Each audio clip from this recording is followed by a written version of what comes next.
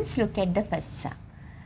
X plus 3 squared equals to x plus 2 squared plus 3 squared.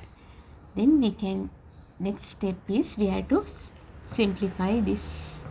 That means x plus 3 into x plus 3. That is x plus 3 squared equals to x plus 2 into x plus 2 plus 3 squared means 3 into 3 9. Now x into x, x squared, 3 into x plus 3x, 3 into x plus 3x, 3 into 3 plus 9 equals this side x into x, x squared, x into 2, 2x, 2 into x, 2x plus 2 into 2, 4 plus 9.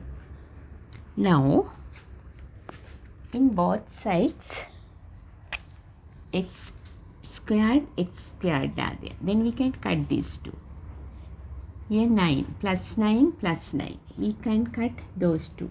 These are the basic ways to simplify this, very easy ways. Then we have to add this 3x plus 3x, 6x equals to 2x plus 2x, 4x plus 4. That's all.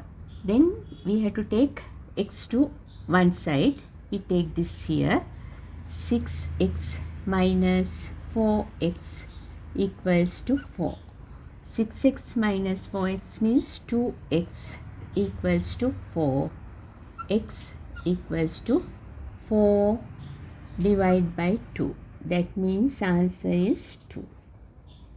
Very easy, basic way to simplify. Now we'll move to second one. 5 divided by x equal to 2. Then we can do this cross multiplication. Here to here, right? That means x into 2, 2x equals to 5 into 1, 5. Then x equals to 5 divided by 2. That means how many 2's are there in 5? Full 2, that is 4, remaining 1, 4. This is 1, 2, half. This is the answer, x equals to 2 and half.